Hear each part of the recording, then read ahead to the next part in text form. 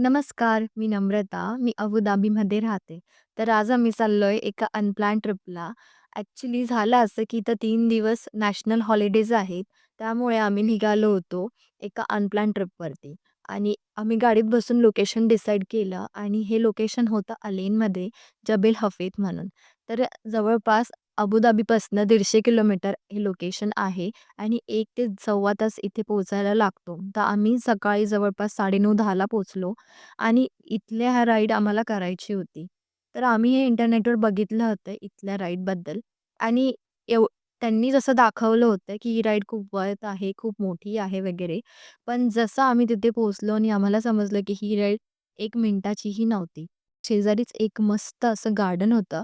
तर गार्डनमध्ये आम्ही म्हटलं, की इथे मस्त ब्रेकफास्ट आणि लंच करू म्हणून आम्ही घरूनच टिफिन पॅक करून आणलेले